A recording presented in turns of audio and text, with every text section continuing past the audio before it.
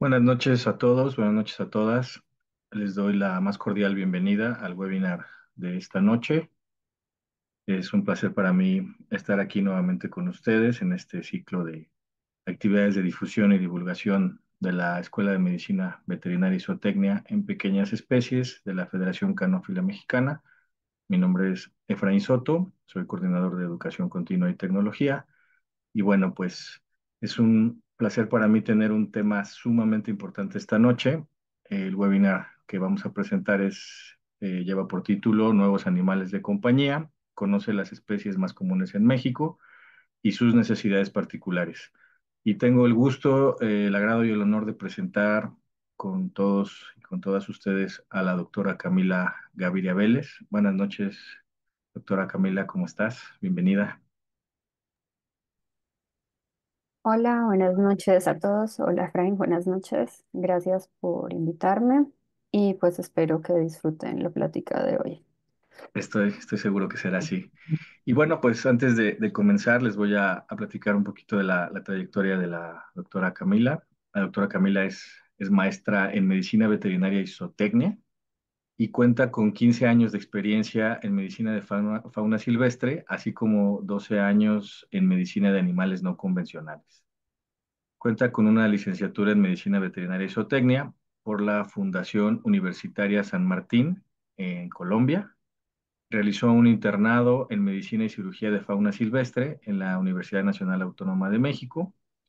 Y bueno, la maestría en Medicina Veterinaria y Zootecnia que realizó en la UNAM tuvo un enfoque en Medicina y Nutrición Clínica de Fauna Silvestre y animales de compañía no convencionales. Actualmente es docente y médico titular del área de animales de compañía no convencionales de la Escuela de Medicina Veterinaria y Zootecnia en Pequeñas Especies de la Federación Canófila Mexicana. Y también realiza consulta y asesoría privada en fauna silvestre y animales de compañía no convencionales. Así que como pueden ver, la doctora Camila tiene una amplia experiencia en este tema, así que estoy seguro que esta noche será un gran webinar. Es de mucho interés el tema de estas especies que actualmente pues son parte de nuestra familia y creo que va a ser un gran tema que todos vamos a disfrutar y vamos a aprender muchísimo. Así que sin más detalles, doctora, si quieres compartir tu presentación, les recuerdo al público que por favor mantengan sus micrófonos cerrados. Está habilitado el chat para que puedan ir anotando sus preguntas. Al final daremos un espacio para abordarlas. También si gustan al final abrir mi cámara y micrófono y hacer directamente la pregunta, con gusto las podemos ir escuchando. Cualquier cosa estoy al pendiente, doctora, así que pues te cedo el foro y adelante. Vale, perfecto. Pues buenas noches a todos y pues bienvenidos. Y la plática de hoy es bastante básica. Veo a algunos de mis alumnos y colegas con los que he tenido el gusto de trabajar conectados, también bienvenidos. Los que han tenido em, la oportunidad de trabajar conmigo y mis alumnos que han estado en clases, pues no vamos a ver como algo diferente a lo que normalmente o a los temas que normalmente yo toco en clase, pero pues espero que igual disfruten la plática todos. La idea de la charla de hoy es más enfocarla como a educación en general y a cuán complejo puede ser llegar a atender un animal de compañía no convencional.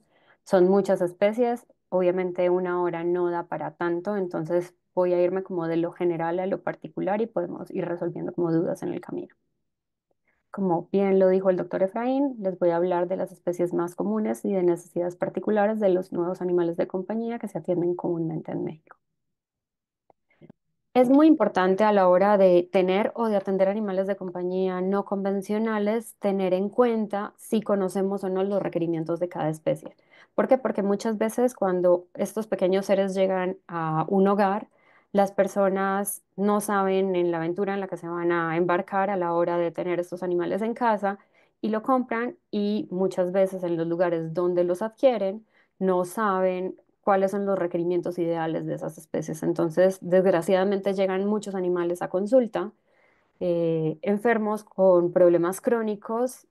Algunos terminan falleciendo, otros terminan lamentablemente en eutanasia o con tratamientos demasiado largos porque no conocemos qué es lo que requiere esa especie cuando llega a la casa. Entonces sí es importante conocer los requerimientos, anatomía, fisiología, en el caso de los veterinarios que atendemos estas especies, y en el caso de propietarios, pues lo mínimo necesario en cuanto a zootecnia, es decir, dieta, ambiente, expectativa de vida, para poder tener estos animales de compañía lo mejor posible en casa.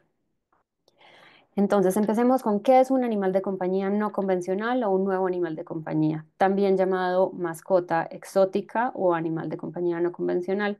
La realidad es que no hay una definición precisa sobre qué es, pero me gusta mucho la definición del Hospital de Fauna de la UNAM, el cual dice que es una especie inusual que puede ser o no doméstica o cualquier especie de fauna silvestre que se encuentre bajo la especie de animal de compañía para el ser humano. Entonces, pues podemos tener mamíferos, aves, reptiles, peces, invertebrados como un nuevo animal de compañía y pues con base en la disposición en el mercado, depende del país de donde me estén viendo, o sea, si estamos en México, la verdad es que podemos encontrar muchísimas especies, depende del país, puede haber más o menos restricciones legales, de eso vamos a hablar más adelante, pero sí es importante tener esto en cuenta. Entonces, todo lo que no sea un perro o un gato es un animal de compañía no convencional o es un nuevo animal de compañía. En cuanto a la otra cara de la moneda, que es a lo que nos enfrentamos los médicos de animales no convencionales, es que son especies que cada vez son más comunes en consultorio y que no se atienden como un perro o un gato. O sea, se necesita una capacitación previa, ya sea a través de la licenciatura, si las nuevas generaciones que tienen la oportunidad de aprender de animales de compañía no convencionales tienen esa posibilidad, o los que estamos un poco más viejos pues realizar estudios de posgrado enfocados en estos animales y en la medicina de estos animales. Igual no está de más que no se cierren a estas posibilidades porque atender un pez no es un perro acuático, atender un loro no es un perro con plumas, una iguana no es un perro con escamas o un erizo no es un perro con púas. Entonces, sí es muy importante que si deciden embarcarse de este lado del camino, se capaciten, lean, estudien. Para los veterinarios en general es bastante complejo y a mis alumnos siempre les taladro la cabeza con el mismo sonsonete, en el sentido de si quieren dedicarse a esto, pues tienen que estudiar, tienen que leer un montón, cada vez se actualiza más la información en medicina de animales de compañía no convencionales, se sabe qué fármacos pueden funcionar o no en esas especies, cuestiones de anatomía, fisiología, medicina interna, entonces pues, sí es bastante importante leer. Incluso yo no dejo de leer de mis pacientes y aprender con base en nueva información que va saliendo acerca de enfermedades o tratamientos, diagnósticos, para poder dar atención de calidad a estas especies. En cuanto a animales de compañía no convencionales, también es muy importante saber con qué especies estamos trabajando. A mis alumnos también, por ejemplo, les exijo saber el nombre científico para poder saber información y distribución original de esa especie no convencional, cuál puede ser su estatus legal. ¿Por qué? Porque muchas veces los nombres pueden cambiar con base en la región geográfica donde nos encontremos. Puede cambiar en inglés, en español. Incluso dentro del español mismo puede variar un nombre. O sea, por ejemplo, la pogona es dragón barbado, dragón barbudo, depende de la región geográfica donde se encuentren. Entonces sí puede cambiar como el nombre de un animal con base el nombre genérico o el nombre común versus el nombre científico, que siempre va a ser el mismo. Entonces sí es importante en cuanto a por qué conocer el nombre científico, porque muchas veces con el nombre científico pueden encontrar información adicional de la biología de esa especie, si es un animal que en algún punto fue fauna silvestre y en cuanto a distribución original, porque es importante, depende de dónde venga ese animal en cuanto a su distribución, pues su humedad, la temperatura, el medio ambiente puede variar o puede cambiar versus México, por ejemplo. Entonces necesitamos tener aditamentos adicionales en ese ambiente para emular esas condiciones medioambientales de donde viene ese animal, ya sea para enfriar el ambiente o para calentar el ambiente o agregar más humedad al ambiente porque estamos hablando, por ejemplo, de un animal tropical. Entonces, sí es importante conocer esos datos específicos o básicos de esos animales para poder brindar, con base en la información que encontremos, los cuidados adecuados para cada especie. Los nuevos animales de compañía no convencionales más comunes mayormente atendidos en México, por lo menos desde mi experiencia, son, en el caso de mamíferos, conejos, cuyos, chinchillas, hurones, erizos, sugars, mini pigs ya no tanto, pero mini pigs. En el caso de reptiles, tortugas semiacuáticas tipo traquemis o tortugas sulcatas, en el caso de saurios, iguanas, pogonas, geckos es como lo más común, aves legales, periquitos australianos, canarios, por ejemplo, de anfibios, ranas, ajolotes, y de peces, pues lo más común que me ha llegado a mí son goldfish y peces betas y también peces ángel. Es también importante tener en cuenta que muchas veces las enfermedades de los animales de compañía no convencionales pueden estar ligadas a una mala zootecnia, a una mala nutrición y a una mala alimentación por desconocimiento, ya sea porque el propietario no se le prendió el foco de llevar a su animal a una consulta de medicina preventiva con una persona que tenga los conocimientos básicos sobre estas especies, o porque lamentablemente el lugar donde adquirió ese animal no le brindaron la información adecuada para tenerlo bien. Entonces, sí es importante tener en cuenta que la primera consulta de este animal de compañía no convencional debe ser idealmente en cuanto a su medicina preventiva de zootecnia y evaluar o dar indicaciones específicas medioambientales, también platicar con el propietario de cuáles son las enfermedades más comunes que no están ligadas a la zootecnia o incluso enfermedades más comunes ligadas a la zootecnia para que el propietario sea un poco más consciente de si no le brinda a ese animal de compañía las condiciones medioambientales ideales, qué puede pasar con su animal de compañía. Sí, posiblemente fallezca o termine muy enfermo o qué sé yo. Pero sí es importante tener en cuenta que muchas veces, pues los animales lamentablemente llegan conmigo a consulta porque tuvo una mala zootecnia, ya sea medioambiental o a nivel de nutrición y alimentación, por ejemplo. En el caso de este iguana en particular, pues tuvo una enfermedad ósea metabólica asociada a malas condiciones de ambiente y una mala nutrición. Y, por ejemplo, no sé si alcanza a ver en este video, esta tortuga llegó también conmigo a consulta porque tenía el caparazón súper blando, también por un déficit o una deficiencia de calcio en la dieta, una falta de asoleo y pues el caparazón estaba sumamente blando, estaba muy pequeña, la verdad es que yo tengo manos de niño de 10 años y era una tortuga de 2 años, sumamente pequeña. Esta es la foto comparativa con una moneda de 5 pesos mexicana y pues si la ven, pues la tortuga para tener 2 años está súper chiqui. Versus, por ejemplo, esta, que tiene la misma edad y era un animal de 5 kilos, con un caparazón súper duro, súper osificado, con una dieta adecuada.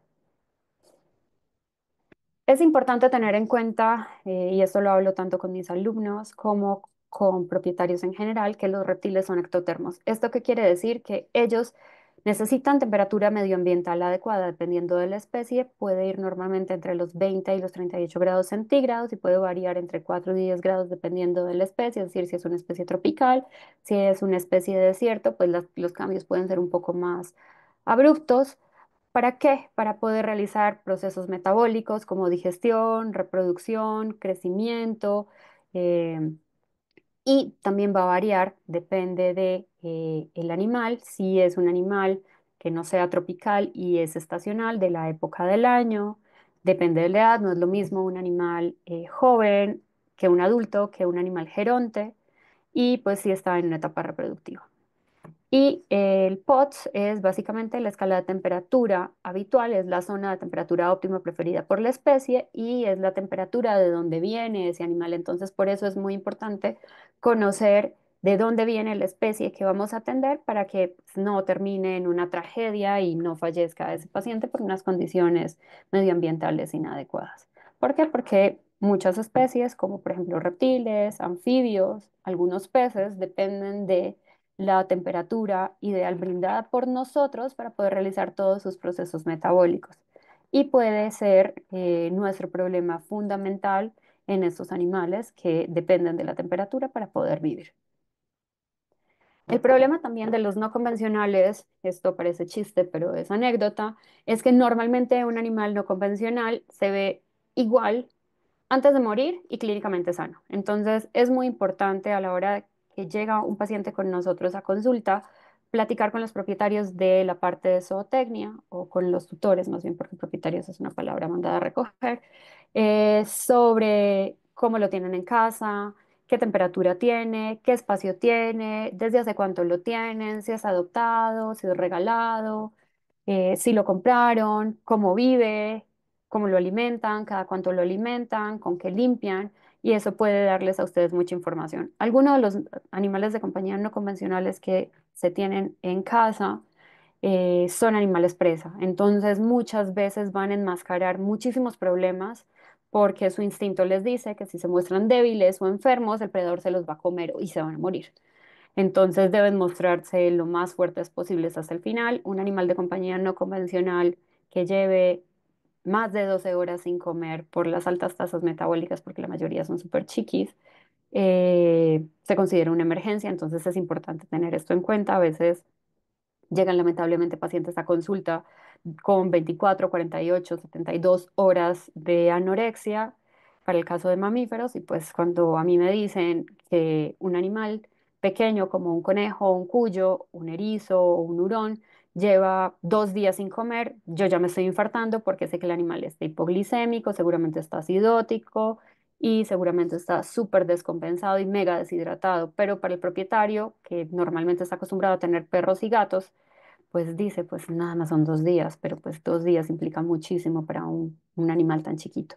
Entonces sí es importante tenerlo en cuenta. En el caso de reptiles, lo más común que he tenido en cuanto a experiencia clínica es el caso de tortugas, que también me da un aneurisma, me dicen, es que está hibernando y es una especie tropical que anatómica, fisiológicamente no le daría la vida para hibernar porque del clima que viene no hibernan, pero resulta que lo que hizo fue sortear un ambiente terrible y tratar de bajar su metabolismo a lo menos posible para no fallecer. Entonces son historias como súper tristes que llegan lamentablemente a consulta y que se repiten en el argot popular de es normal o es común que ciertas especies hagan ciertas cosas y la realidad es que no lo es.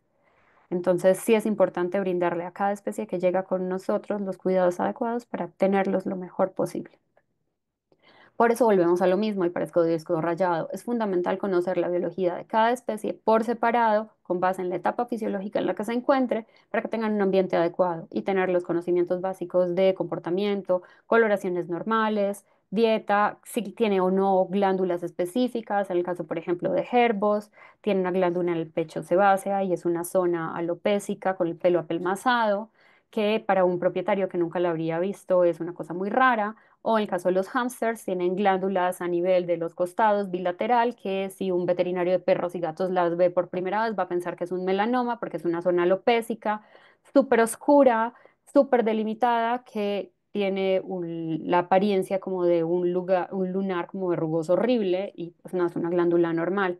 O en el caso, por ejemplo, de conejos que tienen glándulas a nivel perianal, que son las glándulas odoríferas, sebáceas, y alguna vez me llegó una propietaria que llevaba con el conejo 3 años, nunca le había visto las glándulas y me dijo, lo traigo a consulta porque creo que tiene infección ahí abajo. Y resulta que eran sus glándulas que simplemente tenían su secreción normal. Entonces sí es importante tener en cuenta particularidades anatómicas, fisiológicas de cada especie que estamos atendiendo, porque para un propietario puede saltar que sea algo anormal y definitivamente es algo absolutamente normal, particular de la especie. Entonces, sí es importante tenerlo en cuenta. En cuanto al ambiente, ya sea un vivario, un aviario, una jaula, un terrario, un acuaterrario, debe tener el espacio mínimo vital para esa especie.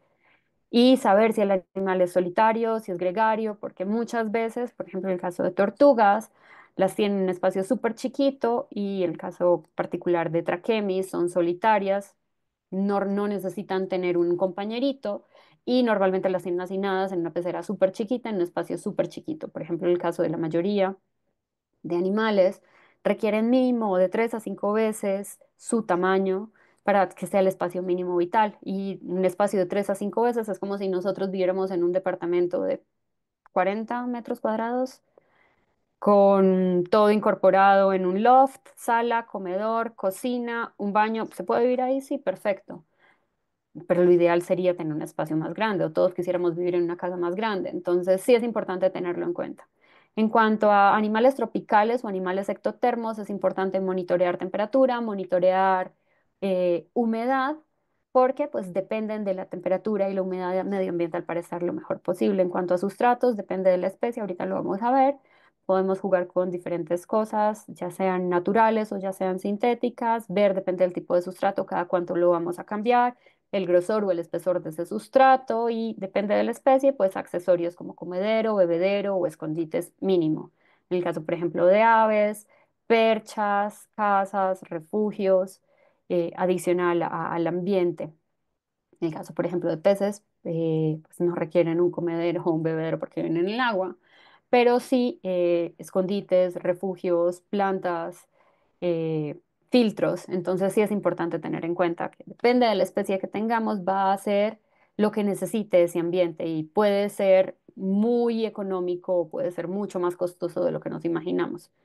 O sea, ejemplo, adopté un hámster y me gasté en su ambiente como inversión inicial 5.000 pesos en comedero, bebedero, ambiente, accesorios, sustrato, eh, de todo. ¿Suena exagerado? Sí, pero pues si voy a tener un animal de compañía no convencional, la idea es que sea lo mejor posible y ahorita les muestro como ambientes ideales de hámsters, como para que se den una idea, porque van a decir, está loca, ¿cómo se va a gastar 4.000 pesos en un hámster que además era adoptado de laboratorio? Sí, o sea, porque la idea era tenerlo lo mejor posible. Entonces, volvamos como a lo mismo, depende de la especie. O sea, por ejemplo, este ambiente ideal puede funcionar bastante bien, por ejemplo, para una chinchilla. Este puede funcionar bastante bien para un hurón. Este es un terrario para una tortuga terrestre. Este sería el corral ideal para un conejo. Este sería el ambiente ideal también para una tortuga terrestre. Este sería el ambiente ideal para un hámster. Este sería el ambiente ideal para una tortuga semiacuática, al igual que este. Y son dos espacios completamente diferentes. Este es un jacuzzi, este es un tanque un poco más chiquito. Este es el espacio ideal para un cuyo, este es para una iguana y este es para un camaleón. Si se dan cuenta, pues normalmente lo que nos venden en las tiendas que tienen accesorios para animales de compañía no convencionales no pueden a veces ni siquiera cumplir con los requerimientos mínimos vitales de algunas especies. Hay otras cosas que sí cumplen, pero la mayoría de veces no. En cuanto a sustratos, tenemos sustratos específicos sin hacerle promoción comercial a ninguna de estas marcas para reptiles que pueden funcionar también para anfibios, sustratos a base de celulosa para mamíferos. También se puede utilizar papel servitoalla o piedras de río, en el caso, por ejemplo, de anfibios o de tortugas semiacuáticas. La idea es que las piedras sean más grandes que el tamaño de su cabeza para que no se las traguen, porque son a veces animales súper voraces y todo lo que les quepa en la boca se lo van a comer. Entonces es importante tenerlo en cuenta. Me gusta mucho, por ejemplo, recomendar piedras de río porque son lisas y no son nada abrasivas. Acá en México es re común piedras volcánicas como tipo tezontle, son grandes, funcionales hasta cierto punto, pero si un animal está subiéndose y bajándose completamente y bajándose y subiéndose todo el tiempo por fricción, se va a lastimar, dado el caso de tortugas, el caparazón, en el caso de anfibios puede lastimarse la piel, entonces no son la mejor opción. En cuanto a sustratos a base de celulosa, pues también hay papel servitoalla, es súper económico, no pasa nada en el caso de herbívoros que se lo coman, no se van a obstruir, lo van a digerir, lo van a defecar. O también en la versión de pellets, que también es funcional, o sea, depende del paciente, va a ser el sustrato que vamos a utilizar. Y podemos tener cáscara de coco, fibra de coco, em, peat moss, em, musgos, arenas, todo depende de la especie que tengamos, el sustrato o el ambiente que le demos al animal como base. Caso, por ejemplo, de organismos acuáticos, también hay sustratos para plantar específicos, no vamos a utilizar tierra de jardín que puede tener abonos o puede tener fertilizantes, pueden ser tóxicos para nuestros organismos acuáticos, entonces siempre buscar el sustrato adecuado con base en la especie con la que estemos trabajando. En cuanto a ambientes ideales, estos dos son ejemplos perfectos, bueno, tres, perfectos para un hámster. ¿Es demasiado? Sí, pero tienen hábitos excavadores, sustrato ideal, que puede apelmazarse un poco, pero ser lo suficientemente firme para que haga un túnel y se esconda. O en el caso, por ejemplo, de animales que tienden también a esconderse o escarbar, tierra específica para reptiles, funciona bien también para anfibios o incluso, por ejemplo, para invertebrados. Y es importante tenerlo en cuenta también por lo mismo. La tierra de jardín pues puede venir con insecticidas o fertilizantes que pueden afectar a estos animales. En el caso, por ejemplo, de conejos, se puede utilizar sustrato a base de celulosa. La idea es que sea más o menos de profundidad de unos 10 centímetros idealmente. O sea, ya si nos queremos ver un poco codos, hasta 5 centímetros es como lo mínimo permitido. Pero lo ideal es que sea lo suficientemente acolchonado para que nuestros pacientes estén cómodos y también para que la humedad de los orinos o el excremento pues se absorban y pues, nuestro paciente no esté en un ambiente húmedo. Depende del sustrato, van a ser las indicaciones para hacer un recambio total del mismo. O sea, por ejemplo, en el caso del papel, lo ideal es hacer recambios parciales diarios, es decir, quitar orina y heces todos los días y hacer un recambio total cada semana. ¿Es una renta? Sí. Depende de la especie, va a ser la inversión, sí, pero también hay que ser conscientes que la idea de nuestros animales es que estén lo mejor posible. En el caso, por ejemplo, de sustratos como tierra, pit moss, musgos, depende muchísimo. Lo ideal es quitar la mayor cantidad de materia orgánica para que no haya proliferación de microorganismos, pero hacer un recambio total depende del sustrato, cada mes, cada 3 meses, cada 6 meses, también depende del tamaño del terrario, sería la indicación específica. En cuanto a animales tropicales o ectotermos, la idea es brindar fuentes de calor que sean seguras. Aquí puse fuentes ideales y no tan ideales porque también es bueno hablar de lo malo. En el sentido, por ejemplo, las piedras calientes a mí no me gustan para nada porque se pueden calentar al punto de freír a nuestros pacientes. No sé si ustedes, por ejemplo, han ido a restaurantes donde cocinan las cosas con piedras, o sea, no sé, tipo pizzerías u hornos de piedra, pues las piedras se pueden llegar a calentar al punto de cocinar alimentos y al punto de cocinar nuestros pacientes. Entonces podemos llegar a tener quemaduras de primero, segundo o tercer grado, depende de cuánto se haya quemado nuestro paciente, y pues esto le puede costar la vida a nuestro animal de compañía no convencional. Entonces sí es importante tener en cuenta que las piedras que se calientan no son la mejor opción para un reptil. En el caso, por ejemplo, de animales o organismos acuáticos vienen del trópico y viven en el trópico, pues necesitan, por ejemplo, para Ciudad de México, un calentador con termostato, idealmente sumergible, regulable y un protector, porque, por ejemplo, en el caso de tortugas semiacuáticas les llama la atención.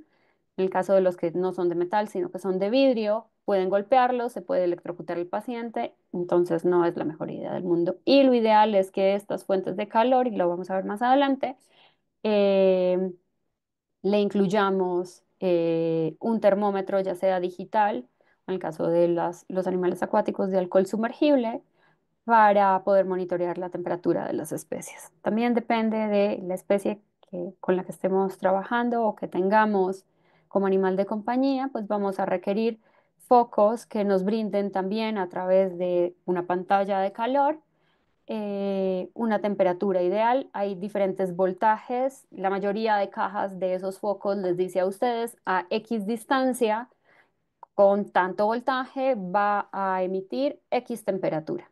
Y también ver si son focos que emiten, por ejemplo, radiación ultravioleta para ayudar a nuestros pacientes los días que no haya casi radiación a que metabolicen el calcio en el caso de pacientes diurnos, porque la mayoría de pacientes diurnos requieren radiación ultravioleta para convertir la vitamina D2 que viene en el alimento en vitamina D3 y poder absorber el calcio, porque la mayoría de animales, exceptuando conejos, así que se me viene a la mente, requerimos radiación ultravioleta para poder transformar la vitamina D2 en vitamina D3 y que el calcio se absorba a nivel intestinal. Entonces es importante tenerlo en cuenta. En el caso, por ejemplo, también de placas térmicas, depende de la especie con la que estemos trabajando, puede esa placa térmica requerir muchas placas térmicas para mantener el ambiente calientito o solo la placa térmica en el refugio. En el caso de monitoreo de temperatura, como les decía, hay muchas opciones en el mercado. Hay digitales, a mí los análogos no me encantan porque puede haber una diferencia de más, menos, depende de la marca, desde 1 hasta 5 grados, no son tan exactos, entonces no me encanta. Lo ideal es digital o si nos vamos como a la vieja guardia o la vieja escuela, Los de alcohol sumergible para organismos acuáticos funcionan bastante bien. Los de sticker, por ejemplo, yo no los recomiendo porque miden la temperatura del vidrio, no la temperatura del agua. En el caso, por ejemplo, de digitales, podemos tener termómetros digitales que tienen un sensor y un cablecito en la punta y puede funcionar bastante bien para medir máximas y mínimas de humedad y de temperatura. Hay unos que son solo termómetros, hay otros que son termigrómetros, entonces es importante tener en cuenta. Hay otros, por ejemplo, los data loggers que nos dan máximas y mínimas y podemos hacer escalas para ver cuál es la temperatura o la humedad ideal de la especie que está bajo nuestro cuidado. Pero si tenemos lo mínimo esencial, que es un termohidrómetro que nos mide humedad y temperatura, pues funciona perfecto.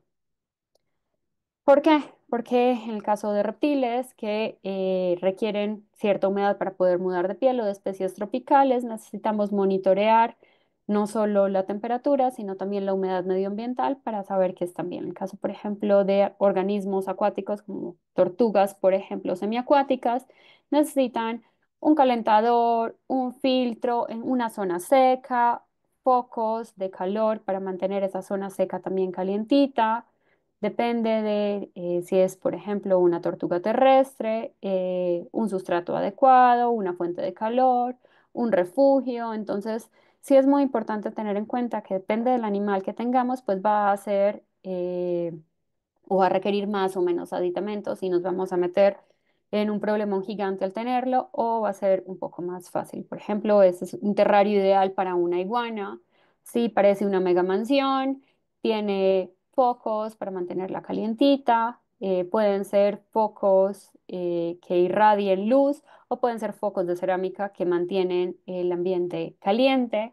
En cuanto a los focos de radiación ultravioleta, más o menos la ficha técnica dice que un foco debe encenderse alrededor de 30 minutos por día para tener una utilidad o una vida útil de 6 meses, pero si el foco permanece prendido 24/7, pues obviamente ya no va a brindar lo que requerimos, que es rayos UVA y UVB, para poder que nuestros animales tengan un metabolismo adecuado del calcio. Entonces sí es importante tener en cuenta eso también. En cuanto a peces y organismos acuáticos, es muy importante tener en cuenta la calidad del agua y se pueden medir la calidad del agua a través de kits de colorimetría. Depende de la especie, pues va a ser la temperatura específica para estos animales, depende de la edad, si son animales que de climas estacionales, depende de la estación del año. En caso, por ejemplo, de organismos acuáticos de aguas frías, pues por lo general vienen de Japón, de Israel, de Estados Unidos o de China, de tierras tropicales, vienen de América o de Singapur o de Brasil. Si es un animal marino, también es importante tenerlo en cuenta. Entonces, depende de la especie, y es mi palabra favorita para las clases, va a ser los requerimientos. Entonces, también depende del mercado y del país donde ustedes se encuentren, van a ser los animales más comunes, X especies. Y pues es importante conocer lo mínimo de esas especies que comúnmente atienden. Puede que les llegue a ustedes algo muy raro, y van a tener que aprender o a leer de esa especie diferente que los saque de la zona de confort, pero pues si se aprenden las especies básicas ya están del otro lado del charco. En cuanto a organismos acuáticos, pues normalmente, por ejemplo, a los peces beta no los venden en una bombonera, nos dicen que ahí van a estar bien y no, o sea, el ambiente ideal para un pez beta es un acuario mínimo de unos 40 litros, con un filtro, con un calentador, porque normalmente, por ejemplo, para Ciudad de México son aguas demasiado frías, normalmente son aguas entre los 21 y los 23 grados centígrados, cuando los betas requieren aguas por arriba de los 25, idealmente 28 grados.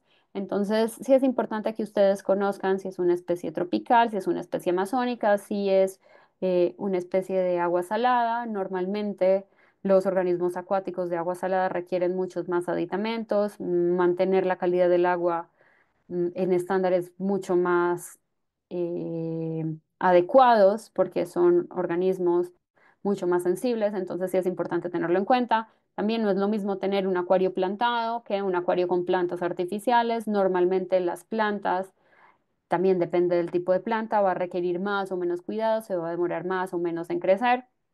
Yo soy experta en matar plantas acuáticas, o sea, intenté tener un acuario plantado porque Pinterest me sembró la idea y aparentemente todo sonaba muy fácil y todas las plantas fáciles de tener las maté. Entonces puede que no sea tan fácil, puede que la señora de las plantas acuáticas no sea yo, pero sí les puedo dar muchos tips de qué no hacer. Los que saben de organismos acuáticos y de plantas me daban todos los tips para que idealmente todo funcionara, pero definitivamente todo se derrumbó, todo fracasó. Si puse a ciclar el agua, si puse a las plantas a crecer en sustrato adecuado, les di supuestamente el sustrato adecuado, los kits que me vendieron para mantener todo perfecto y no todo se murió y todo se derrumbó. Entonces, a veces esto no es para todo el mundo. Y también está bien aceptar de esto no es para mí y no funciona y aprender a vivir con eso. Es importante tener en cuenta también que depende de la especie con la que estemos trabajando. Tenemos que conocer anatomía, en el caso, por ejemplo, de los veterinarios, su fisiología y sus sistemas digestivos para saber cuál puede ser su forma de alimentación. O sea, tenemos herbívoros estrictos que pueden ser folívoros o pueden ser oportunistas. En el caso, por ejemplo, de conejos, cuyos chinchillas son herbívoros estrictos, entonces lo ideal, ahorita lo vamos a ver, es que tengan una dieta a base de heno, hojas verdes, un poco de concentrado. Si los propietarios eh, no son tan laxos, sí se pueden ofertar frutas, por ejemplo, pero no deben ser la base de la dieta. Omnívoros, hay que tener en cuenta si es verdadero u oportunista. En el caso de carnívoros, pueden ser insectívoros, como en el caso, por ejemplo, de geckos, tienen quitinasas a nivel de estómago e intestino que les van a ayudar a digerir estos insectos. Pueden ser también pacientes piscívoros o incluso carroñeros u oportunistas, como en el caso de algunas tortugas. Entonces, depende de su anatomía y su fisiología, va a ser su forma de alimentación y es importante tener en cuenta esto para que nuestro animal no termine con algún problema. En cuanto a nutrición, alimentación y requerimientos, es importante conocer con base en la especie que estemos tratando cantidad de lípidos, proteínas, fibra, carbohidratos, vitaminas, minerales, o sea, micro, macroelementos también son fundamentales. Es importante saber qué debe comer nuestro animal, cómo debe nutrirse para evitar desbalances energéticos o nutricionales que puedan comprometer la vida de ese animal. Entonces, es importante tener en cuenta si nuestro animal por eso es herbívoro, carnívoro u omnívoro para saber qué le vamos a dar de comer. En cuanto a animales herbívoros, tenemos, por ejemplo, iguanas, tortugas de desierto, tortugas tropicales, como por ejemplo las de patas rojas, chinchillas, conejos, cuyos, algunas aves, como por ejemplo citácidos, algunas aves granívoras, al final, pues los granos o las semillas vienen de las plantas, entonces se consideran herbívoros por eso. Algunos insectos, como por ejemplo los insectos palo, entonces sí es importante tener en cuenta. O si es omnívoro, si es un omnívoro oportunista, si es un omnívoro verdadero, la diferencia entre uno y otro es que tienen la capacidad de fermentar y aprovechar la fibra como fuente de energía. Entonces, por ejemplo, cerdos, ratas son herbívoros verdaderos. En el caso, por ejemplo, de oportunistas, nosotros somos herbívoros, digo, somos omnívoros oportunistas. Los hámster tienen una cámara de fermentación pregástrica, entonces tienen tendencia a la herbivoría, entonces es importante tenerlo en cuenta. En el caso, por ejemplo, de las pogonas, cuando son chiquitas, tienen tendencia a ser más insectívoras, pero a medida que van creciendo, tienen tendencia a la herbivoría. En el caso, por ejemplo, de erizos, tienen tendencia a ser insectívoros con opción a comer cierta cantidad de frutos, por ejemplo, u hongos, y eso los hace a ellos omnívoros a pesar de tener quitinasas. En el caso, por ejemplo, de gallinas, que pueden ser animal de compañía no convencional, es importante tenerlo en cuenta. O, por ejemplo, el caso de los cerdos, que necesitan cierta cantidad de fibra, pero son un poco más herbívoros, digo, son un poco más omnívoros que un conejo. En cuanto a carnívoros, también es importante pensar en que estos carnívoros, si no se comen una presa completa, requieren suplementación y dentro de carnívoros tenemos a mamíferos como hurones, serpientes, también son carnívoras, en el caso, por ejemplo, de anfibios como ajolotes o sapos o ranas, por lo general en su fase adulta son carnívoros, o por ejemplo el caso de geckos. Algunas alteraciones o problemas asociados a una mala alimentación pues van a llevar a que el paciente pueda llegar a tener un problema crónico o incluso llevarlo a la muerte. Entonces podemos tener animales desnutridos y en la desnutrición podemos tener animales caquéticos o animales obesos que muchas veces no pensamos que la obesidad es un problema de desnutrición. ¿Por qué? Porque podemos aportar un balance energético positivo y muchas veces dietas altas en carbohidratos y dietas inadecuadas que llevan a que nuestro paciente tenga un estrés metabólico severo, inflamación crónica y problemas metabólicos bastante complejos. Se ven animales, se ven humanos. Entonces, sí, la obesidad es un problema de desnutrición porque al final su animal de compañía pues no está alimentándose adecuadamente. Desbalances como deficiencias de calcio es lo más común, hipovitaminosis, problemas que llevan a una cronicidad como el hiperparatiroidismo nutricional secundario, que lleva a una osteodistrofia o a un problema metabólico renal y a una insuficiencia renal, entonces es importante tenerlo en cuenta. El exceso, por ejemplo, de purinas y primidinas en la dieta puede llevar a gota a nuestros pacientes. O en el caso, por ejemplo, de herbívoros, el exceso de carbohidratos puede llevar a una disbiosis, es decir, un cambio en la microbiota que termina en una enterotoxemia generada por bacterias oportunistas. Entonces, muchas veces, muchas alteraciones que vemos en consulta están asociadas a una mala nutrición y a una mala asesoría veterinaria, lamentablemente. Acá les pongo fotos lamentables y terribles de muchos pacientes. Por ejemplo, esta iguana con hiperparatiroidismo nutricional secundario y una osteodistrofia severa, con algo que vulgarmente se conoce como mandíbula de caucho o mandíbula de Popeye. Si se dan cuenta, pues el hueso está demasiado aumentado de tamaño y demasiado normal, o la tortuga que les mostré al inicio de la presentación o por ejemplo periquitos desnutridos, entonces sí es importante como tener en cuenta estas cosas. Deficiencias de vitamina A en reptiles pueden llevar a blefaritis o blefaroedema asociado a una metaplasia escamosa, pero también lo vemos en aves, o por ejemplo gota articular o problemas de depósitos o exceso de calcio en articulaciones, también lo podemos ver. Hace muchos años veía muchos mini pigs desnutridos porque normalmente les recomendaban dietas verdes, es decir, dietas a base de hojas o de lechuga para que no crecieran, porque supuestamente así se iban a quedar chiquititos, pero la realidad es que son animales que tienen desnutrición crónica y terminaban hospitalizados con problemas articulares o problemas em, metabólicos óseos también severos. Entonces, pues vemos como muchas alteraciones comúnmente asociadas a una mala nutrición o una mala alimentación. En América Latina es complejo el panorama para los veterinarios en el sentido de que muchas veces la limitación en cuanto a acceso a información, a equipos, a formación, a medicamentos, pues puede limitar la práctica clínica. En países que se destacan en Latinoamérica, pues está México, Brasil, Argentina. UNAM, la verdad es que se destaca como institución pionera en la atención de fauna silvestre y animales de compañía no convencionales. En parte por eso terminé aquí. Pero la realidad es que países megadiversos como México, Brasil, por la alta demanda, por megadiversidad y por urbanización, pues hace que los veterinarios terminemos capacitándonos no solo en animales de compañía no convencionales, sino también en fauna silvestre y urbana, porque llegan al consultorio porque alguien se los encontró, por ejemplo, o por tráfico ilegal, que es vergonzoso en cuanto a países de Latinoamérica, pero también hay que hablar de esto. ¿Qué debo tener en cuenta yo como veterinario para poder brindar un servicio de calidad? Factores importantes como si tengo la experiencia, el conocimiento para atender o revisar ese animal y hay que ser éticos en ese sentido.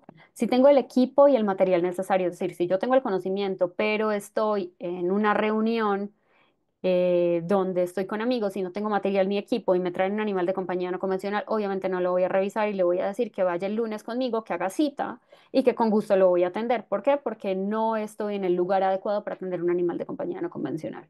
Y si tengo las instalaciones, depende de si estoy en un consultorio, si estoy en una clínica o si estoy en un hospital, puedo brindar X o Y servicios con base en las limitantes y no está mal, pero es importante conocer estas limitantes para no aventurarnos en un problema mucho más grande o mucho más serio porque intenté dar un servicio, brindar un servicio que las instalaciones no me permitía brindar. Y no es cuestión de ego o algo así, es cuestión de responsabilidad y de ética profesional en el sentido de si no tengo las instalaciones, pues me limito a hacer medicina preventiva y no está mal, o sea, la verdad es que muchos colegas se dedican a eso, les va bastante bien y remiten el resto de cosas y está bien. Instalaciones y servicios. Es importante tener en cuenta hacia dónde vamos o cómo nos proyectamos como médicos y decir qué especies voy a atender y qué servicios puedo brindar. En el caso, por ejemplo, de Federación Canófila, que es donde me encuentro ahorita, Doy servicios de medicina preventiva, entonces doy consultas de zootecnia, cobro parásitos tópicos, desparasitaciones, vacunas para conejos y hurones, medicina interna, nutrición clínica. En el caso de algunos procedimientos como esterilizaciones los hago, el resto de procedimientos, la mayoría los remito a colegas que sé que trabajan bien en hospitales especializados. En el caso de imagen, brindo servicios de rayos, de ultra, tomografía. En el caso de áreas particulares, en el caso, por ejemplo, de conejos o cuyos, hago la parte de odontología yo. Fisioterapia lo veo con el doctor de fisioterapia en Federación. He atendido casos de aves, de mamíferos como cuyos o de conejos con enfermedades articulares degenerativas porque son gerontes. Entonces se puede hacer la parte de neuro, la parte de ortopedia, depende del caso, pues trabajo con ortopedistas particulares o lo remito a hospitales donde yo sé que hay buenos ortopedistas. Entonces, depende del caso, pues va a ser ahí manejo. ¿Qué equipo básico requiero yo, persona que quiero empezar a brindar el servicio? O sea, por lo menos mínimo un otoscopio, un oftalmoscopio, una báscula de joyero para animales muy chiquitos, porque he tenido pacientes hasta de 4 gramos que con una báscula de cocina, como por ejemplo estas, no es suficiente. Una báscula de 1 hasta 10 kilos, plumillas de guitarra, por ejemplo, para revisar la boca de reptiles, abrepicos o abrebocas, estiletes para sexado, mínimo un microscopio con laminillas y cubreobjetos para el caso, por ejemplo, de hacer raspados o un coproparasitoscópico directo, un Doppler fetal para evaluar frecuencia cardíaca en mis pacientes reptiles, placas térmicas para el caso de mis pacientes que son ectotermos, cajas de plástico, ya sea para hacer una inspección visual o a veces estas mismas cajas de plástico las convierto en cámaras de inducción de anestesia, depende del tamaño de mi paciente. ¿Y qué servicios puedo brindar si quiero iniciar? Pues medicina preventiva funciona bastante bien, entonces puedo dar asesorías veterinarias, depende de la especie, puedo dar revisiones periódicas anuales o semestrales, coproparasitoscópicos, vacunas, como les decía, en cuanto a animal de compañía no convencional, que se vacunan hurones, se vacunan conejos después de que empezamos a tener fiebre hemorrágica en el país. Solo los conejos se vacunan contra fiebre hemorrágica, no se vacunan contra nada más. Dar consultas de zootecnia como de nutrición, alimentación, ambiente de estas especies para poder hacer un manejo integral de cada animal que llega con nosotros. En mi experiencia particular, ¿cuáles son mis no negociables a lo largo del tiempo? Faltas de respeto por parte de tutores, o sea, yo no tolero y es cero tolerancia para mí, para mi equipo, por parte de estos tutores hacia mi persona o hacia cualquier integrante de mi equipo. Es un no negociable y no atiendo personas que me faltan el respeto, personas groseras. Si no hay confianza, es decir, si llega una persona conmigo por primera vez y me empieza a cuestionar de absolutamente todo en un muy mal plan, y a pesar de que yo le estoy explicando con la mejor disposición y con los conocimientos necesarios sobre algo y aún así no tiene la confianza, la verdad es que al final nos volvemos equipo con los tutores y si no hay confianza, pues mejor que se busque otro colega que le genere esa confianza y que pueda hacer un match. O sea, no hacemos match con todo el mundo y no pasa absolutamente nada. O falta de compromiso, es decir, si yo indico dieta, ambiente o medicación específica para un paciente y no veo ese compromiso por parte del propietario, esa relación no va a funcionar y está bien, pero no está bien para mí, entonces es un no negociable para mí y lamentablemente esas consultas terminan como este meme. O sea, la verdad es que muchas veces es muy complicado el manejo de los tutores, pero ser veterinario en ese sentido es un arte. Me pasa a mí como médico de animales de compañía no convencional. Sé que también le pasa a los colegas de perros y gatos, pero a lo largo del tiempo me he vuelto un poco más mañosa en ese sentido y para mí son los no negociables de pacientes que no quiero volver a ver en la vida. En cuanto a cuidados hacia mí y hacia mi equipo de no negociables de que no atiendo yo en este punto de mi existencia. No animales venenosos porque implican un riesgo. O sea, por ejemplo, el caso de serpientes venenosas, sé que se necesita capacitación, la tengo, pero evito hacerlo en el consultorio porque pues es tener una granada que en cualquier momento me puede estallar en las manos, entonces no es lo ideal. Animales que no tengan una legal procedencia y que sean fauna silvestre, para mí también es un no negociable en la atención y ahorita vamos a hablar de por qué. Si atiendo, por ejemplo, fauna silvestre urbana que necesita una atención porque, por ejemplo, tuvo una colisión, lo atropellaron, lo atacó un perro, y necesita atención veterinaria, obviamente se la doy a esos pacientes, pero cuando esa fauna silvestre ilegal se quiere volver un animal de compañía no convencional, para mí es un no negociable. Y no grandes felinos y no primates. O sea, en un inicio, cuando estaba más joven, me parecía increíble atender felinos y primates, porque yo quería ser veterinaria de fauna, los atendí en zoológicos, porque fue mi formación inicial, pero pues tener un grande felino en casa o un primate no es bienestar animal para esas especies para mí. Entonces, para mí son no negociables y no atiendo a esos animales. Es importante tener en cuenta que las nuevas generaciones, como la generación Z, los millennials y centennials, pensamos que los animales de compañía hacen parte de nuestra familia. O sea, los baby boomers son otro cuento para ellos, los animales son cosas, es complicado a veces hacerles entender que los animales de compañía hacen parte de la familia, pero para las nuevas generaciones es un poco más fácil de entender y el servicio veterinario tiene que evolucionar continuamente, tiene que ser innovador, tenemos que tener visión para poder tener un hospital o una clínica fear free y que nuestros animales pacientes se sientan lo más cómodos posibles en un consultorio. Entonces, por ejemplo, en mi caso particular, en el consultorio que tengo bajo mi resguardo, solo entran animales de compañía no convencionales. La idea es que no huela perro, no huela gato, para que mis pacientes que son presas, pues no sientan un miedo inminente porque se atendió un perro o un gato antes que a ellos. Es importante tener en cuenta que los que estamos en Latinoamérica pues tenemos la cultura de elegir ciertos animales de compañía. Depende de qué esté de moda, va a ser lo más común que ustedes atiendan en un consultorio. La idea es tener un lenguaje adecuado, una empatía hacia nuestros pacientes en la práctica veterinaria y pues depende de dónde nos encontremos regionalmente, pues la competencia cultural puede ser la clave del éxito clínico en el sentido de que muchas veces, en el caso por ejemplo yo soy extranjera y al final terminé atendiendo animales de compañía no convencionales, Latinoamérica funciona similar, entonces hice un buen match a nivel profesional, tanto con colegas como propietarios y me desenvuelvo como pez en el agua en ese sentido porque culturalmente Latinoamérica es muy parecida a toda. Entonces, pues, puede funcionar o no, depende de dónde se encuentren. Puede que, por ejemplo, en ciertos países en los cuales las mujeres, por cultura, no podemos ni estudiar, sea para mí un poco más complicada. Entonces, no pensaría irme a trabajar con árabes y le recomendaría a uno de mis colegas hombres que lo haga y seguramente le va a ir mejor que a mí y no pasa nada. En cuanto a aspectos legislativos globales, depende del país, va a ser la regulación.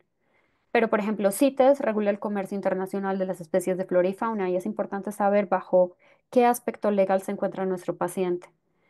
Y también otro objetivo de los animales de compañía no convencionales que pueden venir en algún punto de un animal silvestre es evitar zoonosis y proteger la fauna local. Y ahí es donde entra nuestro rol como veterinario, saber en qué punto podemos ayudar o influir a la hora de asesorar a los tutores de esos animales de compañía y concientizarlos de por ejemplo, no los liberen en cualquier parte. Por ejemplo, lo más común es muchas veces he tenido casos de propietarios o de tutores que tienen, por ejemplo, traquemis, que son las tortugas semiacuáticas, comúnmente conocidas como tortugas japonesas, y se aburren de tenerlas porque se dan cuenta que tenerlas no es fácil y las avientan en cualquier lado y son especies invasoras, por ejemplo.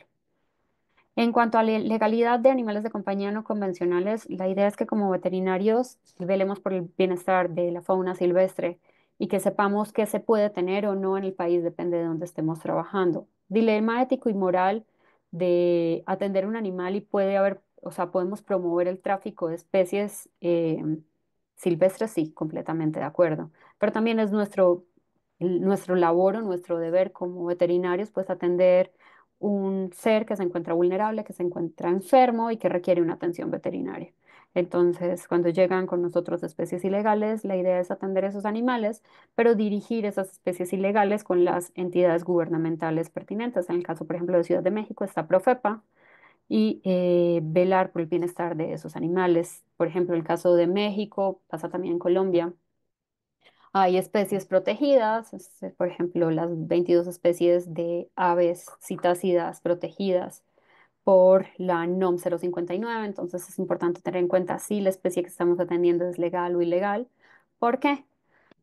porque yo como veterinario tengo que saber que hay leyes y normas y no estoy por encima de esas leyes y esas normas. Como les decía, está la NOM 059 de Semarnat 2010 y la Ley General de Vida Silvestre.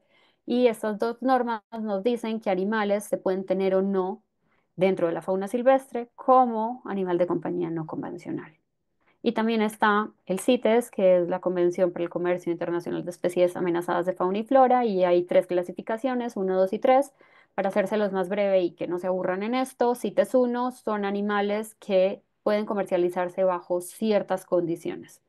CITES 2 y CITES 3 son animales que se pueden comercializar mucho más fácilmente porque no se encuentran en un estatus de amenaza importante. Debo saber si ese animal que llega conmigo es legal o ilegal. ¿Por qué? Porque podríamos estar cometiendo, en el caso de México, delitos federales a la hora de tener, retener o tener un animal silvestre como animal de compañía. Normalmente de cárcel dan de 1 a 9 años y la multa puede ir de 300 a 3.000 salarios mínimos legales vigentes, pero hay un plus adicional. Ya ustedes los cachan con un animal silvestre en un área natural protegida y están traficando, comercializando o extrayendo ese animal ilegalmente, son más 3 años, es decir, 12 años de cárcel más 1.000 días de multa, entonces se eleva mucho más eh, la cuenta.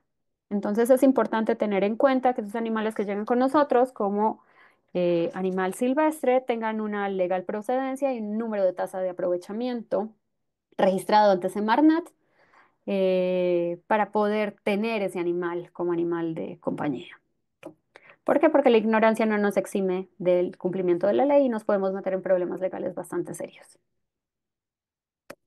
Entonces, la conclusión de la noche de hoy es que pues, la medicina de exóticos va a depender del contexto legal, legal y regional y local de donde estemos ejerciendo, que necesitamos integrar la parte de la ciencia, la cultura y la legislación para poder dar el mejor servicio o la atención adecuada, para poder velar por la conservación también de especies silvestres, porque muchas veces podríamos estar incurriendo en un delito o sin querer o sin saber en el tráfico ilegal de especies silvestres, entonces sí es importante tener esto en cuenta. Eso sería todo por hoy. Muchas gracias. Espero que hayan disfrutado la plática, que no se hayan dormido y que hayan aprendido algo o que les haya quedado algo de la noche de hoy. Y pues estoy abierta a las preguntas que tengan. Doctora Camila, pues muchas gracias por la plática. La verdad es que es un tema pues sumamente interesante que dan para muchísima información. La verdad es que nos llenaste con muchos datos muy interesantes, muy profundos de todo lo que está alrededor de la atención, de todas las necesidades, etcétera. Y creo que pues es un tema que no solo es interesante por la popularidad o que actualmente son más comunes estos animales de compañía, sino porque incluso está pues cambiando nuestra perspectiva desde la parte práctica veterinaria, desde nuestro deber ser, nuestra forma en que ejercemos y también nuestra concepción y del público en general del vínculo humano-animal, ¿no? Ujú. Nos enfrenta a dilemas éticos, a dilemas que están relacionados con la cuestión ambiental, entonces creo que es un tema que nos deja para platicar bastante. Vamos a abordar las preguntas. Tenemos ya varias preguntas aquí en el chat. Voy a ir leyéndolas, doctora, para que las vayas abordando. Sí. Luis Andrés Sánchez Telles te saluda, buenas noches. Dice que te pregunta cuál es el manejo técnico al realizar una consulta en peces de agua dulce para un examen físico general y qué pruebas diagnósticas más comunes son utilizadas. Bueno, la pregunta da casi para una clase completa, pero en resumen, de peces, para poder atender peces se necesita mínimo un kit justo por aquí tengo uno, de tiras reactivas, por ejemplo. Acá tengo uno cuando les contaba mi historia de cómo fracasar teniendo un acuario plantado. Eso, por ejemplo, se consigue en Amazon. Y este kit, por ejemplo, maneja nitritos, nitratos, cloro, dureza, alcalinidad, pH, y es como lo mínimo necesario para poder medir la calidad del agua. Lo ideal es si un pez llega a consulta, es tener como este tipo de tiras para poder evaluar la calidad del agua, porque muchas veces los problemas de los peces pueden estar asociados a una mala calidad de agua. Un termómetro para poder evaluar temperatura.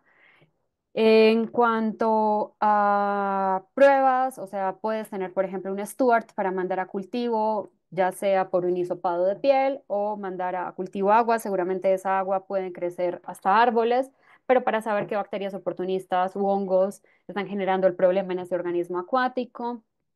Depende de el motivo de consulta, va a ser encaminado las pruebas diagnósticas. La idea es que conozcan las enfermedades más comunes, saber si son hongos, si son bacterias, si son parásitos, para poder mandar a hacer una prueba específica para ese animal. Dado el caso, pueden llegar a tener también neoplasias, entonces pueden hacer biopsias, pueden mandar a hacer histopatológicos, entonces como que depende de eso va a ser como lo mínimo necesario. También venden, por ejemplo, kits de colorimetría que son mucho más costosos, pero si es alguien que se dedica a atender peces, por ejemplo, conozco a una doctora acá en Ciudad de México que hace, por ejemplo, kits, tiene su kit de colorimetría, hace consultas para organismos acuáticos y hizo la inversión, más o menos un kit de colorimetría es alrededor de los 3.500 a los 5.000 pesos, pero es una inversión que un veterinario que atiende frecuentemente este tipo de animales puede hacer.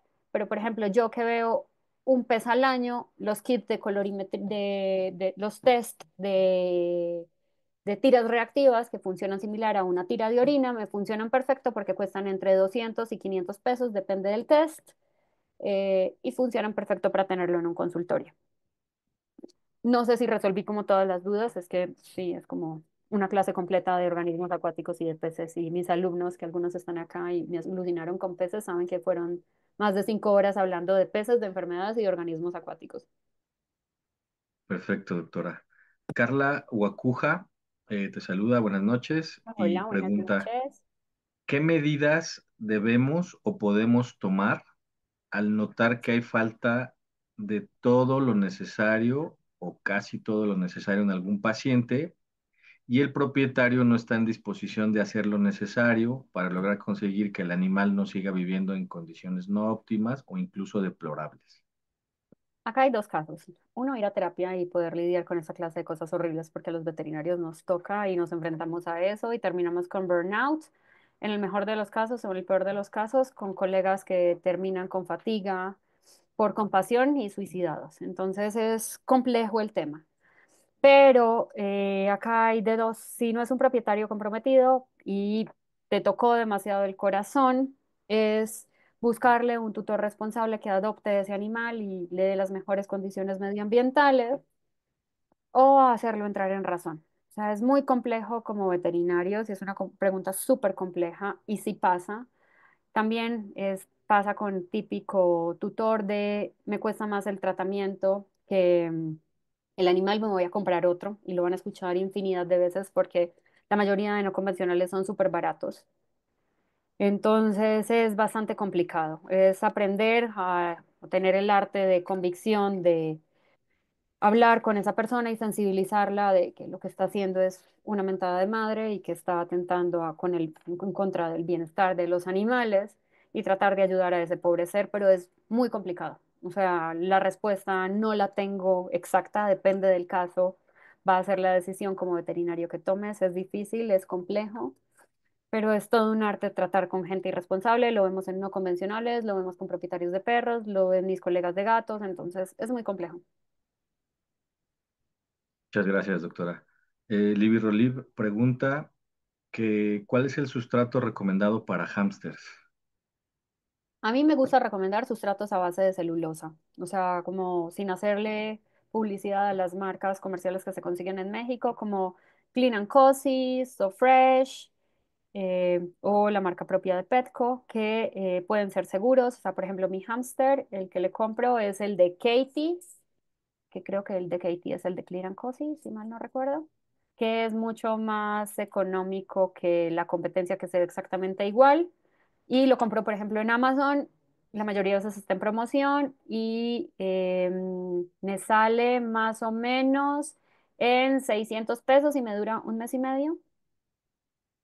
Entonces, como que depende de eso, pero yo recomiendo todos los que son como a base de celulosa, que no tienen aroma, que no tienen olor, puede ser de colorcitos o no, o sea, como que todo depende de el perfil de la persona. A mí me gusta blanco porque sé, por ejemplo, de qué color está orinando mi hámster y eso me ayuda muchísimo, pero pues como que depende del gusto como de cada quien, pero que sea a base de celulosa. Listo, doctora. René Reinaldo Morales Cruz te saluda, Ujú. buenas noches, y pregunta, ¿qué maneras hay de proporcionar turbidez al agua si el animal lo requiere? Muy bien. Edgar Paulín le respondió bastante bien. Sí, Las a él hojas fue de el de almendro funcionan bastante bien porque tienen taninos que hacen que el agua sea café.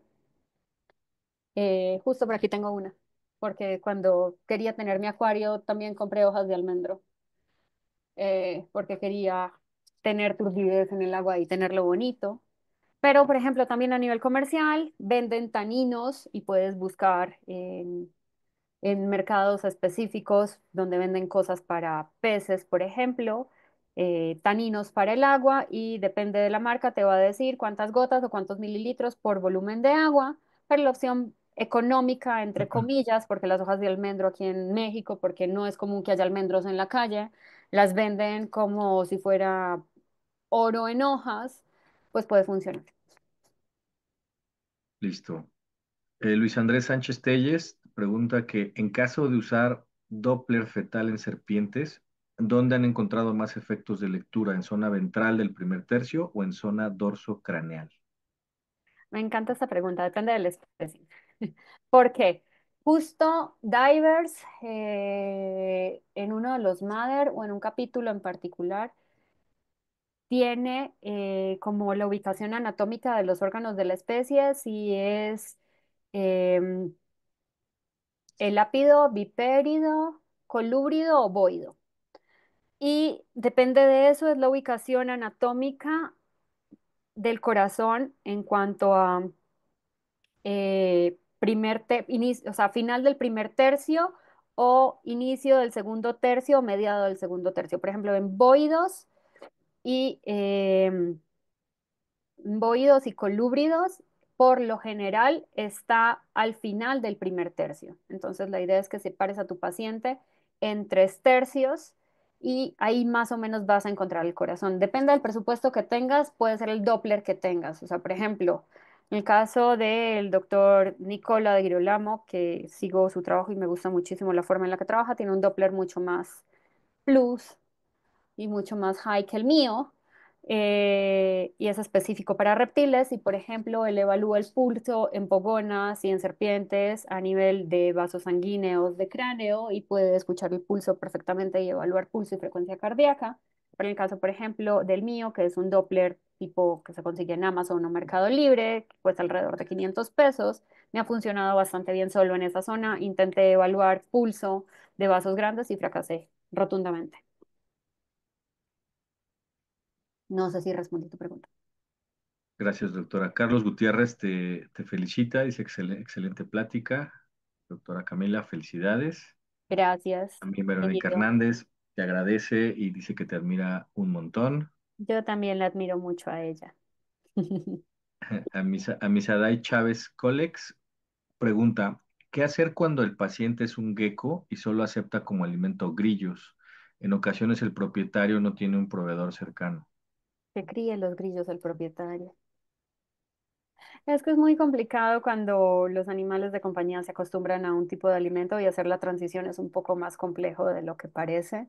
Es cuando se acostumbran y ya son animales viejos a solo comer grillos y es difícil. Mi mejor recomendación es que se busque tutoriales en YouTube o en TikTok de cómo criar alimento vivo. No es tan complicado. Grillos es un nivel intermedio, pero tampoco es imposible. O sea, es compleja la pregunta. Tratar de hacer la transición, ofrecer otro tipo de alimento vivo, se puede, pero no está tan fácil. Pueden empezar con insectos o invertebrados que tengan un tamaño mucho más pequeño, que no tengan tanta quitina, que sean más palatables, o por ejemplo la lombricomposta, que es mucho más fácil que criar grillos y es una forma orgánica de disponer de los desperdicios en casa, puede funcionar también perfecto y puede echar su desperdicio a su lombricomposta, tener la lombricomposta nutrida y tener lombrices para alimentar el gecko también funciona bastante bien. Entonces, pues depende del caso, va a ser como lo complejo, pero no, no está fácil. Ni siquiera yo, si tuviera el paciente, o sea, le daría como plan A, plan B, plan C, en el sentido de críe usted los grillos, intente con alimento vivo pequeño y no tan quitinizado y ver opciones de alimento vivo. O sea, no está tan fácil. Y pues depende del paciente, va a ser como lo complicado hacer o no la transición. Ok. Dayana López te pregunta, dice que quiere saber tu opinión acerca de la domesticación que le hemos dado a este tipo de especies, que si crees que en verdad se puede recrear el hábitat de un animal no convencional Nunca. y que pueda vivir plenamente. O sea, que pueda vivir en condiciones adecuadas, sí, definitivamente sí. Que pueda vivir plenamente, la verdad es que el cautiverio nunca va a reemplazar la vida libre de los animales. Pero la realidad también es que muchos animales de compañía no convencional han pasado por, no llamámoslo domesticación, porque hay ciertos animales de compañía, como por ejemplo el caso de los reptiles, que no van a perder su instinto y que tienen el cerebro del tamaño de un cacahuate y que no nos asocian con em, algo que sea más allá de un proveedor de alimento. O sea, no va a haber como un engagement como pasa con un perro, un gato o un conejo o alguien con un cerebro un poco más desarrollado. Entonces, hay ciertas especies que pues llevan cierto, ¿cómo decirla? Como cierto manejo genético y que hace que estos animales no sean ya tan próximos a su símil en vida libre. Caso, por ejemplo, de pitones, de boas, que tienen diferentes morfos, diferentes colores, sabores, tamaños ya no son el animal de vida libre a pesar de que comparten el mismo nombre científico o son la misma especie. Entonces, sí es importante como tener en cuenta, depende del animal, pues va a ser más o menos fácil, va a ser más o menos complejo hacer su vida con nosotros, pero hay otros que definitivamente no y son más ego. O sea, por eso, por ejemplo, primates o felinos o animales un poco más exóticos. Definitivamente tenerlos como animal de compañía no convencional es más para saciar el ego humano. Depende del presupuesto de quien lo tenga, lo va a tener en mejores o peores condiciones, pero si no, nunca vamos a poder emular al 100% la vida que podría tener ese animal en vida libre. Es complejo, es una pregunta de debate y de un debate en quienes están a favor o quienes están en contra, pero sí es un tema bastante complejo. En efecto, doctora. Bueno, Diana Castorena te agradece por la plática. Luis Gracias. Andrés Sánchez Telles dice que igualmente te agradece por por la plática. Dice que eres de las mejores doctoras con las que ha podido trabajar, aunque haya sido poco tiempo. Ok, muchas gracias. Carla Guacuja te agradece por la respuesta de hace un ratito. Vamos a seguir con las preguntas. Dice Ya, Ainara, dice que ¿en qué se Andrea, debe? ay, antes de Ainara, eh, creo que está Andrea Josebet. espérame, espérame. Mm, no, tengo a René Reinaldo que también te agradece. No, No, arriba sí, de René. tienes razón, sí. Andrea Josebet. Ajá, Es que estoy usando el mouse y se mueve muy. Ahí está. Dice, no buenas te noches, preocupes. doctora. Muchas gracias por la plática y le gustaría preguntar qué alimento recomiendas para ratas domésticas y si requieren alguna vacuna. No requieren vacuna y qué alimento, o sea, en ratas en particular son omnívoras con tendencia como oportunista. La idea es que tuvieran algo más allá de nutricubos. Los nutricubos van a ser el alimento balanceado ideal, pero no son un perro o un gato. Les puedes ofrecer todo tipo de frutas, de verduras, incluso insectos, queso cottage, huevo cocido. O sea, la verdad es que las ratas pueden tener una dieta súper variada. La idea es que sea balanceada por un nutriólogo, pero en sí pueden comer bastantes cositas. Entonces, puedes, por ejemplo, si tú eres veterinaria, balancear el requerimiento mínimo en cuanto a tasa metabólica basal con los nutricubos y darle opciones, por ejemplo, 50-50 de frutas, verduras. También pueden darle germinados, semillas y hacer una dieta muy variada, similar a como comería una persona, por así decirlo. O sea, la idea de una dieta de nosotros es que tenga frutas, verduras, tubérculos, hojas verdes, proteína de origen animal, como por ejemplo huevo, queso. Puede funcionar bastante bien. Si eres tutora de alguna ratita, yo te recomendaría que te acercaras a mí o a alguno de los colegas que atiende animales de compañía no convencionales para darte como opciones de dieta que balanceen la dieta de esa rata para que pues tenga una mejor nutrición y alimentación. Listo. Por aquí René Reinaldo dice que te agradece y que tiene Ah, una mata perfecto. de oro a café en su patio, debe tener un almendro por ahí, Yo entonces también ahí supongo que debe tener un almendro. Luis Puedes Andrés Sánchez utilizar Telles. cloro para desinfectar las hojas de almendro y ya después volverlas como a secar y lavar y enjuagarse bien. La verdad es que el cloro, a pesar de ser tóxico para animales que tienen branquias, se volatiliza bastante bien, entonces puede funcionarte bastante bien la plata de almendro de casa. Listo, Luis Andrés Sánchez Telles te agradece, Joaquín Montiel también. Y ahora sí, Ainara pregunta que en qué se debe basar y si es necesario, en qué se debe basar y qué es necesario para la alimentación de una gallina adulta. Las gallinas son omnívoras, entonces lo ideal es que tenga un pellet o un concentrado específico como para aves omnívoras. Puedes utilizar, por ejemplo, el de loros pequeños. No me gusta recomendar, por ejemplo, para animales de producción porque normalmente es para engorda. El de gallos de pelea, por ejemplo, depende de la marca, puede ser sí o no bueno. Los que son a base de maíz quebrado los detesto. La idea es que tengan proteína, una buena proteína de origen animal, como por ejemplo insectos, u origen vegetal, como por ejemplo leguminosas, granos, pueden comer un poco de hojas verdes, pueden comer fruta, pueden comer verdura. Y lo mismo, la misma respuesta encaminada a, a la persona que me preguntó sobre la rata, va la respuesta similar. Si eres veterinaria, podrías con las croquetas o el pellet calcular tasa metabólica basal y hacer la dieta muy variada con insectos, frutas, verduras y granos, por ejemplo. Y si no, busca a uno de a mí o a alguno de los colegas que pueda asesorarte de opciones de dieta. ¿Qué restricción en general para la mayoría de no convencionales para que no suene como que no quiero dar como la consulta? Yo que restringo jitomate, por ejemplo, porque evita un poco la absorción de proteína a nivel gastrointestinal. No aguacate porque puede ser tóxico para la mayoría de especies. Algunas especies que evolutivamente crecieron con los aguacates los toleran y les gustan, pero para la mayoría de especies es tóxico. No chocolate, no cebolla, partiendo, o ajos, partiendo de que en perros y gatos, por ejemplo, puede generar eh, alteraciones en la línea roja, entonces no sé si en algunos otros animales de compañía no convencionales puede generarlo, entonces no, pero porque se sabe en perros y gatos.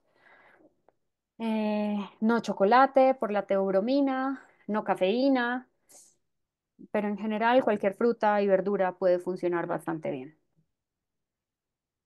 Gracias, doctora. Otra pregunta de René Reinaldo Morales. Dice que en caso de citácidos, ha escuchado que el forrajeo es importante. Sí. Si le quiere poner algunas ramas ah, y plantas o grupos de plantas que no pudieran recomendarse, ahí como que lo redactó un Ok, poco. ya más o menos entendí. ¿Qué recomendaría yo? Frutos que no sean tóxicos, o sea, ramas de plantas o de árboles que no sean tóxicos. Al final, los médicos de no convencionales terminamos volviéndonos biólogos, botánicos, jardineros, entonces nos toca toxicólogos, entonces nos toca aprender qué plantas pueden llegar a ser tóxicas o venenosas, esas obviamente no, porque pueden intoxicar con las gomas o las resinas a nuestros pacientes. Por lo general, mi forma más fácil de explicarle a un propietario es la mayoría de plantas que sean como lechosas. Por lo general nos están diciendo, ay no, es decir, cuando las cortan o las podan su savia es como tipo lechosa, algunas pueden ser tóxicas, es como la forma como más fácil. Pasa, por ejemplo, en cuanto a plantas tóxicas comunes que generen este tipo de savia lechosa, las nochebuenas, o algunas, por ejemplo, que tienen glúcidos cianogénicos, como el caso de hortensias. Entonces, pues sí es importante conocer qué plantas pueden ser tóxicas. Lo ideal es más bien guiarse como de árboles frutales, como tipo almendros, manzanos, pueden funcionar bastante bien.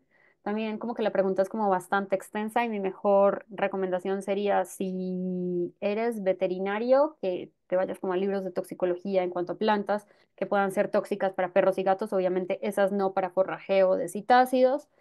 Y si eres un tutor de algún animal, pues te recomiendo volverte casi botánico y empezar a explorar de qué plantas pueden ser tóxicas para ciertos animales y definitivamente descartarlas. Hay mucha información de qué árboles pueden utilizarse, o sea, por ejemplo, el caso de pinos, cedros, em, y toda esta familia como de pinos, que no me acuerdo cómo es que se llama, pueden llegar a tener sustancias que son hepatotóxicas para pequeños roedores o para conejos y por eso también está contraindicado el aserrín de este tipo de plantas como sustrato.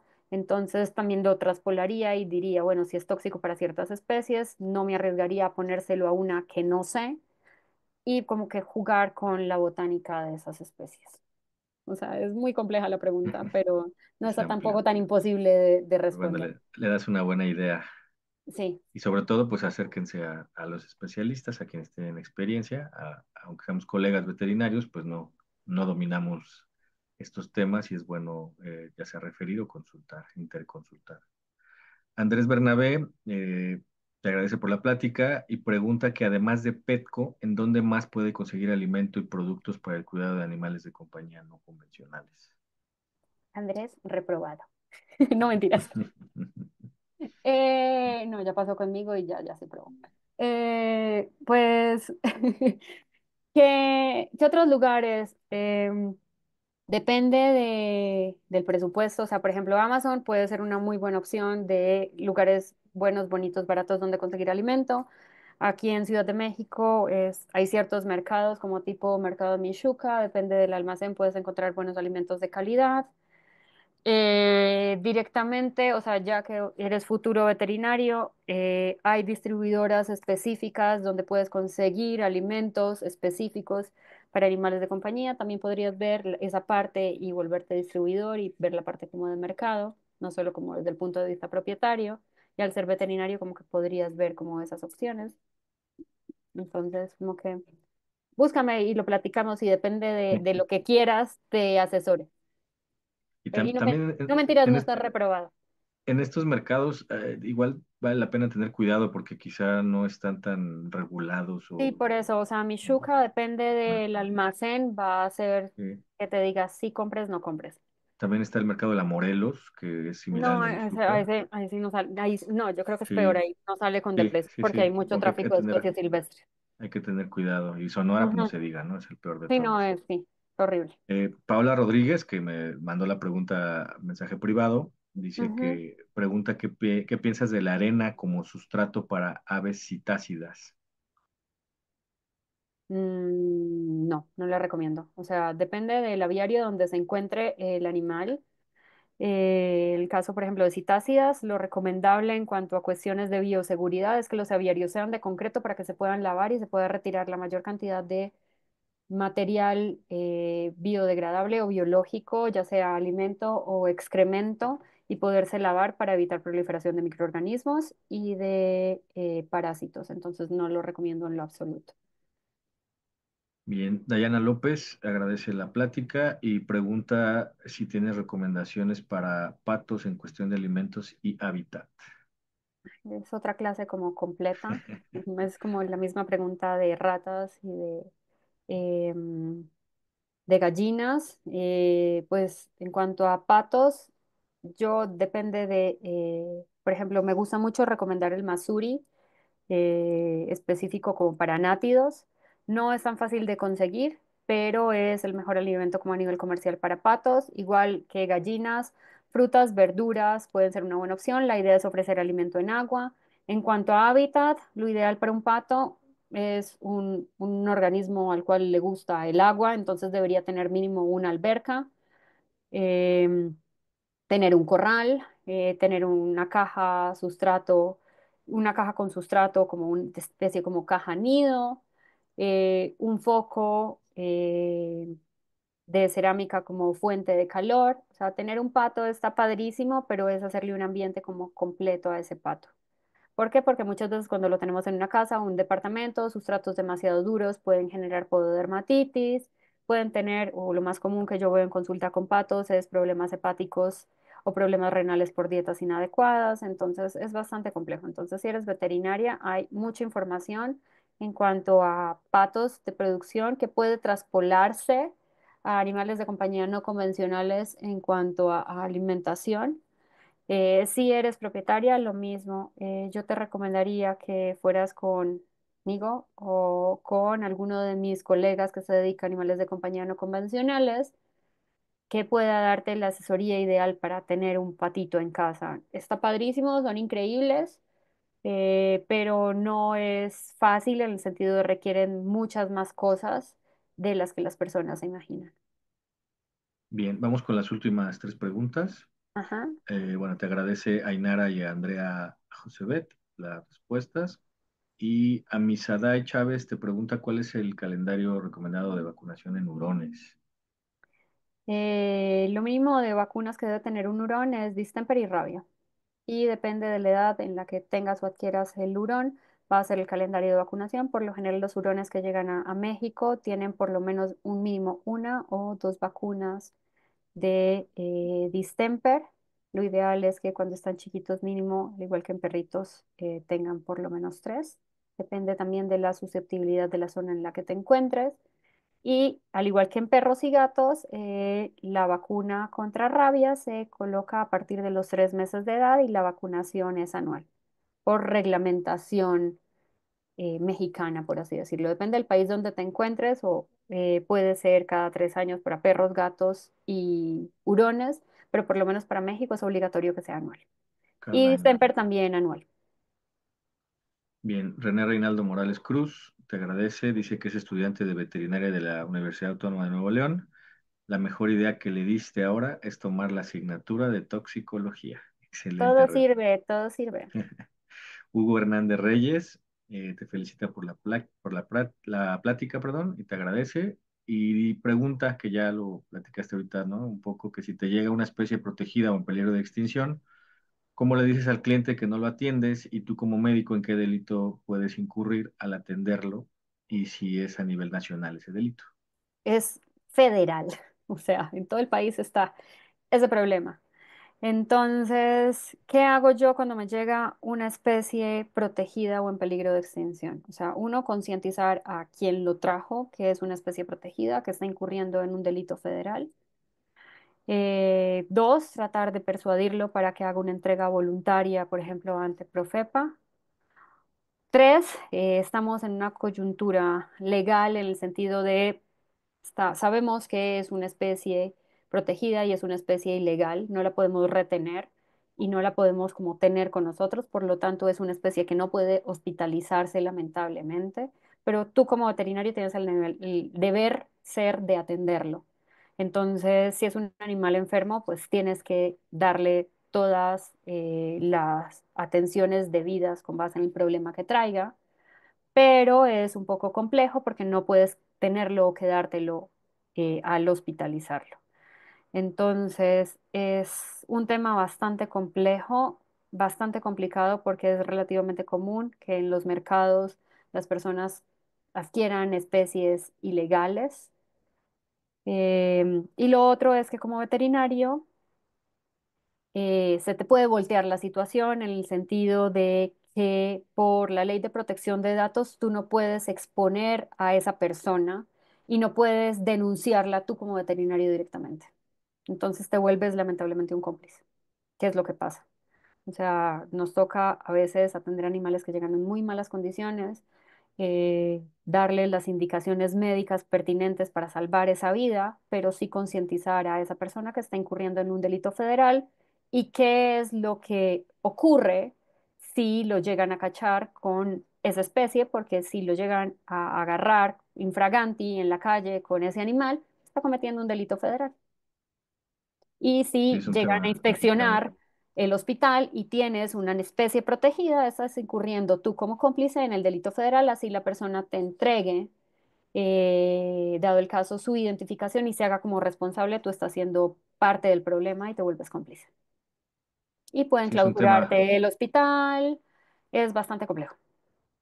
es un tema así bastante complicado y porque sí incurren en cuestiones de nuestra labor como tal y pues la implicación legal que puede tener. De hecho, estamos pues ahí tratando de convencer a un buen amigo y colega funcionario de Semarnat para que nos dé una plática al respecto y poder profundizar estos detalles, porque sí hay mucha consulta en ese sentido, en donde pues nuestro afán de apoyar y favorecer la salud y bienestar de animales silvestres a veces nos puede hacer incurrir en problemas realmente graves legales. Listo, pues Hugo Hernández Reyes te agradece y pues hago lo propio. A ti en primer lugar, doctora, muchas gracias por tu excelente participación en esta plática. Creo que abordaste los temas de manera pues muy puntual y toda la serie de preguntas ahorita fueron muy enriquecedoras. Muchas gracias por tu tiempo, por la información que nos facilitaste, nos proporcionaste. Creo que sería importante o ver la posibilidad de hacer otras pláticas más contigo Ujú. en el futuro. Te lo agradeceríamos mucho. Y bueno, pues Sí, claro agradecer que al sí. público en general que está aquí con nosotros. Muchas gracias por estar aquí esta noche, por desvelarse un ratito más con nosotros. Recuerden que vamos a tener la plática en las redes sociales de la escuela, en Facebook y en el canal de YouTube, y ahí pueden ver todos los demás webinars que hemos tenido. También en la página de internet de la escuela, ahí está en el apartado de educación continua. Y ahí tenemos los eventos que va a haber próximamente y también las ligas hacia las grabaciones de estos webinars que la verdad es que han sido muy interesantes y cada vez se ponen mejor. Muchas gracias, doctora. No sé si tienes algún Muy comentario bien. final. Muchas gracias a todos los que se conectaron y pues un gusto como siempre participar en esta clase de pláticas. Excelente. Pues gracias. Buenas noches a todos. La semana que entra tendremos con nosotros al doctor Alejandro Cervantes hablándonos de pues su especialidad, su enfoque tan profundo y aquí, en que ha desarrollado tanta información y favorecido a cientos de pacientes en México e incluso en el mundo, en oncología veterinaria. Así que los esperamos el próximo miércoles, 8 de la noche. Estén pendientes en nuestras redes, vamos a publicar todos los detalles de esta interesante plática que tendremos.